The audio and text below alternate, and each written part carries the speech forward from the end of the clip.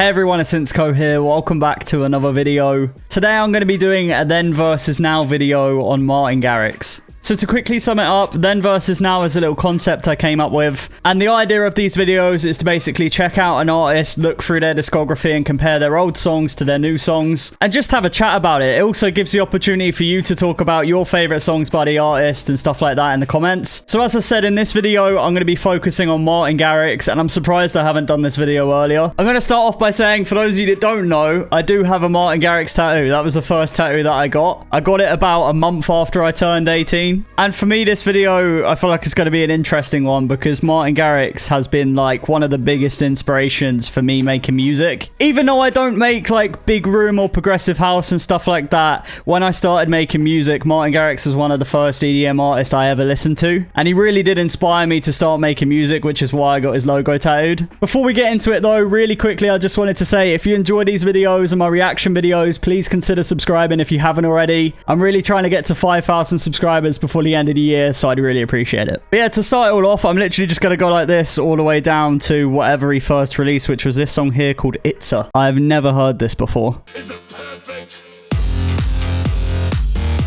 I'll tell you what, banger. Absolute, better than anything has ever released. That literally sounds like a first song. I'm sure it isn't his first song as well, by the way. That's just the first one that's still on Spotify. And I'm not going to be going through and listening to absolutely everything because we'll be here all day. But after this one, it looks like it's his first release on Spinning Records, which I think he was on Spinning Records for quite a long time. Like, he released Animals and some of the bigger songs on Spinning Records. Anyway, this is Keygen, 2012 again. It's so weird hearing this kind of thing because it's like, if someone submitted this to Spinning Records today, no way would it be accepted. Not a chance. It just sounds like a bunch of init patches on Serum. But let's check out Animals, which I think was one of the biggest songs back in like 2013. You would hear this song on the radio and stuff, which to think about a song like that being on the radio now is just weird. I mean, this song, even today, like, I think he still plays it live because it's just like an absolutely classic song. And him in the picture as well, he looks so young. Banger. Just like a super unique lead. Wizard was a banger though. This was a really good song. It was with Jay Hardway. It came out in 2014. This brings back memories. So many memories. I remember listening to this on like SoundCloud on my little iPhone 4S or whatever it was. I used to be obsessed with this kind of music. Then Helicopter with Fire Beats. Oh, this song was so cool. This is bringing back so many memories. It's weird. I really don't go back and listen to stuff a lot.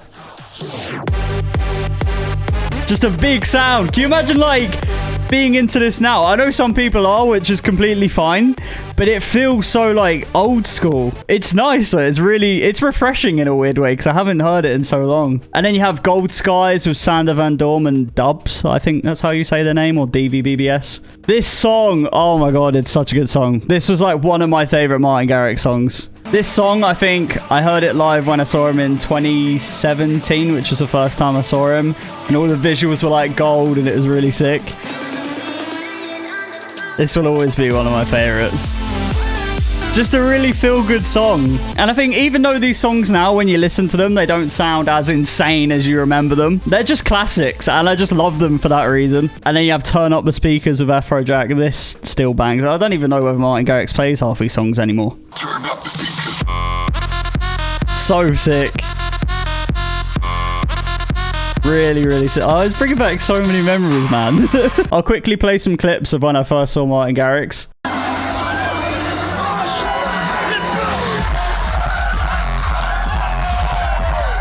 It was like my idol, and seeing my idol for the first time, I said to my mum, I was like, oh, I'm definitely going to cry when he plays the song Together because that was like my favorite song. And the second he came out on stage, I just started crying. I thought I was weaker than I thought I was. Forbidden Voices. I remember I liked this one, but then he released Don't Look Down as well. And I was a bit like, oh, is he going down the pop route now? Is he not going to be making EDM anymore? Because these were more kind of just poppy, a bit more kind of softer than the other stuff.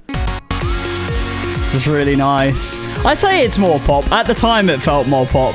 Listening to it now, not really. But even hearing this, it's like, I remember sitting there, like round my nan's house, I had an iPad, and I'd stay up late to watch Martin Garrix do the main stage, like the closing acts at Ultra and stuff. This is what I mean. It's just really has so many memories to all of these songs for me. Even like Break Through the Silence, that was a banger as well. Well, this was really sick. 2015 now. 2015 was a great year, a really great year. This makes me feel old. I'm 22 now. It's 2022. 2015 was like 7 years ago. That's crazy. The Only Way Is Up with Tiesto. This was big at the time with the weird melody, like the vocal chops. This is really cool. I think it was like around this time I started to get more into Don Diablo as well. I was like really into Don Diablo back then. Maybe I should do a Don Diablo then versus now. I think that'd be quite cool. Yeah, so then it was at this point here with Now That I Found You that it was on a brand new record label, which was Stamped Records, which is Martin Garrix's record label. Don't fact check me on this, but I'm pretty sure it's called Stamped Records because his dad worked at like a stamping company or something like that. I'm almost like tearing up because I'm like just remembering like playing all of these to my friends and staying up and being so excited to watch Ultra and everything, and just like being a kid and enjoying all of this stuff. And time literally, that feels like yesterday. Time flies so much, it's ridiculous. Absolute banger, this song. So good. So good. I love it. Is this a part of an EP or am I going crazy? No, it's We. Okay, yeah, I remember. Then you have like the Game Changer song, which has over 1 billion streams, which is called In the Name of Love with BB Rexha. This song was so different at the time. Like if you think Martin Garrix being a EDM and like progressive house artist is then making like a future bass, future pop song, it was super weird. But this song even now is like one of the iconic songs. Such a good song. And I guess technically this was like the first proper future bass thing I kind of heard.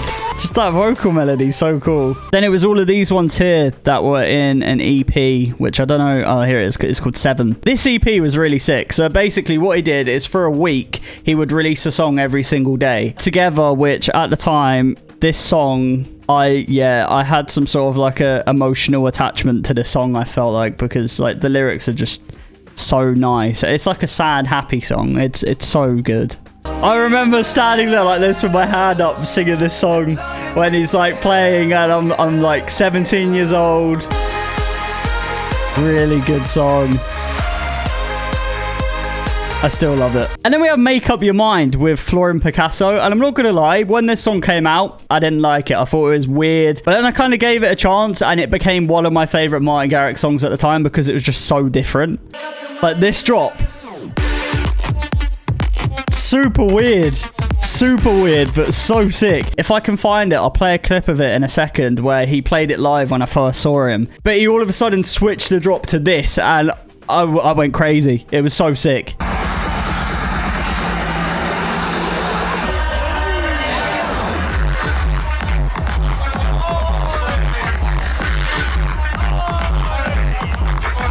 And then you have Scared to Be Lonely. Again, over 1 billion streams on this one. Another iconic song. I feel like he got in with a collab before Dua Lipa kind of got really popular as well.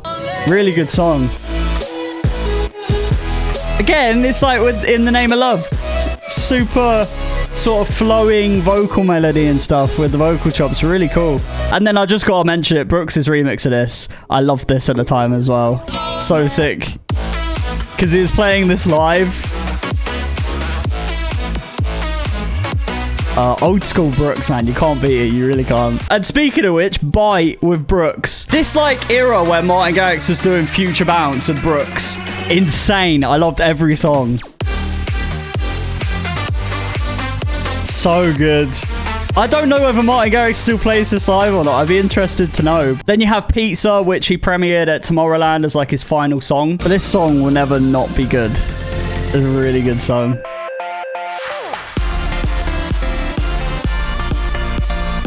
So good. I'm saying that about all of them. Then you have Like I Do with David Guetta, Martin Garrix and Brooks.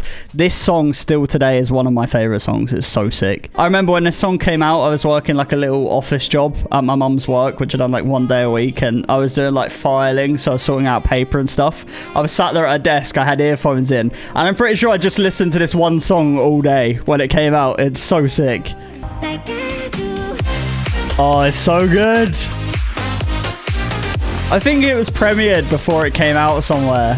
So I was just really excited for it to come out, and then it finally came out. And then another banger, Game Over, Martin Garrix and Loopers. So sick. It's like a really aggressive song, but it's so nice. I'm really trying not to go through every song here. But then you have Ocean with Khalid, I don't know how to say his name, but his vocals are so nice on this. I was really excited for this collab when it came out, because I think they were like teasing it a little bit. And then this is the drop. It's just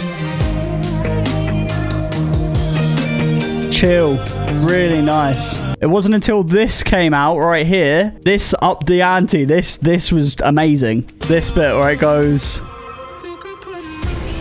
just dramatic. All of a sudden it's like a big mood change, and then it goes into like the break beat. I've never heard of Quex as well. I think that's how you say his name. I've never heard of him before this either.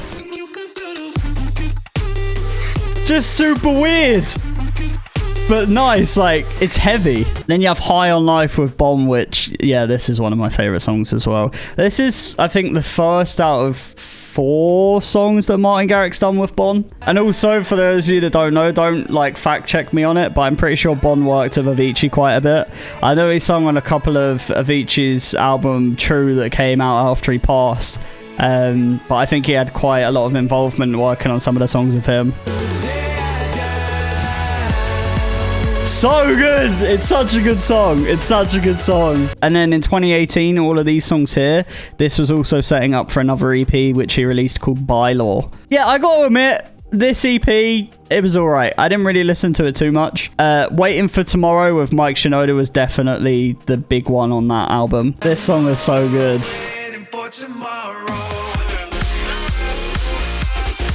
So good. Then you had Dreamer with Mike Young. I'm not gonna lie, I wasn't too much of a fan of this one. Has a really kind of gospel type of voice, but yeah, really cool song. It's chill. I like the message. I just didn't really listen to it a lot. But Brooks's remix was insane. This is the one I did used to listen to a lot. The vibe a bit more, made it a bit more intense. And this drop, so good. I love it. And this, like the A-B thing, oh, so good. I haven't heard this in so long. Then you have another song with Bon, No Sleep. This was a good one. This was at Tomorrowland as well. Really good song. Nothing insane, not like a big upbeat thing. But again, the message behind it is really nice. And then you have Summer Days with Macklemore and Fall Out Boy. This song was actually sick for me because growing up, I used to listen to a lot of Fall Out Boy just because that's what my mom used to listen to. So Martin Garrix, the person who I was looking up to as like the #1 iconic person for me, doing a collab with basically a band from my childhood was so sick. I gotta admit, like, the song don't go hard. It's a super pop song. It's got like 500 million streams, which makes sense because it's poppy, but it's a really good song still. Like the bass guitar. Then you have Home with Bon. When I saw Martin Garrix in 2019 the second time, he came out to this song, and ever since, this song to me kind of has that memory attached to it. It like reminds me of that time I saw Martin Garrix, and I love it for that reason. Something about it that, like, it has the very synthy happiness to it, but it just felt a bit heavier. Drown with Clinton Kane. This introduced me to Clinton Kane. This came out at the start of 2020, so this was just before COVID and everything. And this song, I remember I was going to college at the time, and I used to love this song. I had it on repeat the whole day when it came out. And now I listen to Clinton Kane quite a lot. He's got an insane voice. I just love it. I don't know why. I think it's just got that like really natural sound, like all of the guitars, even like the snaps and everything. It just, the whole track feels really organic. And that with the synth, so sick. It's such a sick track. After this video, I'm going through and listening to loads of these. Then you have Higher Ground with John Martin. I gotta admit, I don't think I really listened to this a lot. John Martin definitely has a really nice voice though. This was a good song, but yeah, it just wasn't my favorite. Proper like full progressive though. Then later on in 2020, switched it up a little bit. We've got Fire with Elderbrook. This was technically a Wytram project, which is Martin Garrix's like house alias, but for whatever reason they tagged Martin Garrix as an artist on it, probably to get more streams on it. However, this one here, Pressure with Tove Love, this is a Martin Garrix track, came out at the start of 2021, and it is a house track. I think I actually done a reaction video to this one as well. I think this was the first Martin Garrix song I reacted to. I love that. So sick. And the reverb tail, oh, it's so cool. So cool. Then we have We Are The People, which was featuring Bono and The Edge, which used to be a really popular group, I think. This was the UEFA Euro 2020 song. But yeah, I mean, it was all right. I'm not even going to listen to it because I didn't really enjoy it that much. But that was definitely a big moment for Martin Garrix. This one here with G-Eazy was also sick because I used to really like G-Eazy as well. 2014, we'll say, 2013, 2014, I used to listen to a lot of G-Eazy and Drake and stuff as well. I went for a little bit of a rap phase. Really different from Martin Garrix as well. I'd done a song reaction to this when it came out too. So nice. I loved this song when it came out. Loved it. And I'll tell you what, we'll skip over all of this because this is Area 21. Then you got another one, Martin Garrix, Julian Jordan, and Tiny Temper. I used to be obsessed with Tiny Temper in 2013. This song was really sick, proper like festival club sound. I'm pretty sure I reacted to this as well. Big sound. Then all of this stuff here was leading up to Martin Garrix's debut album, which is this right here, which I done a full album reaction when it came out. It's called Sentio. It's an 11-track album, and it's just a really good album. Yeah, even just looking at it, like, there is some big songs on it. You've got a song with Zed, Mesto, Vlor, Brooks, Matisse and Sadko, which I'm sure he's done about 10 songs with them now. But just going through it, the highlights for me, Follow was a really good song. Big song as well, because this with Zed, and he's never done a collab with Zed, and Zed's, you know, a pretty big artist too. Really nice song. Starlight, Keep Me Afloat, though, with Dub Vision and Sean Ferrugia, I'm probably pronouncing that wrong, is a really good song. Just the vocals and everything. Really nice progressive house track, this one. This was more of like a club album, but I like the fact that he threw 1 or 2 progressive house tracks in there. I also asked some of you what your top 3 songs this year were, just on like a community post, and a lot of people said this song. It is a pretty good song. It's definitely up there for me. I'm going to be doing my top 10 of this year next month, by the way, so keep an eye out for that when that's out. But yeah, that whole album is a really sick album. And then he released another house track, which was with Dallas and Sasha Alex Sloan again. This drop is so sick. It's like I'm stuck in a loop.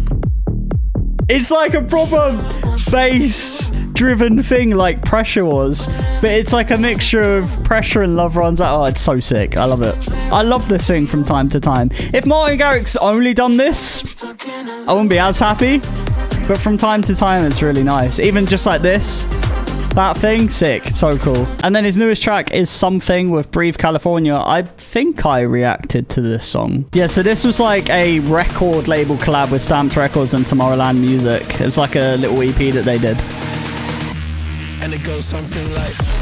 Yes, I did react to this because you lot were telling me that that vocal, which I definitely hear it now, is Martin Garrix saying it. But with that being said, that is my then versus now of Martin Garrix. It is more of just the let's look through his whole catalogue and talk about my life, pretty much. But yeah, Martin Garrix is an incredible artist. And even though I listen to a lot of melodic bass music and listen and react to that kind of thing now, it doesn't mean that I don't like this kind of stuff. I will still always probably do Martin Garrix song reactions because I've liked him so long. And even though in terms of me making music, Millennium is probably my biggest inspiration now, Martin Garrix will always be a big inspiration because I started making music because of him, pretty much. He's like one of the artists I really looked up to at the time. And yeah, for that reason, he'll always be one of my favorites. But yeah, let me know what your favorite Martin Garrix song is in the comment section down below. And while you're down there, drop a like on the video if you enjoyed it and subscribe and turn on notifications if you haven't already. But my name is Insko and I hope you have a great week.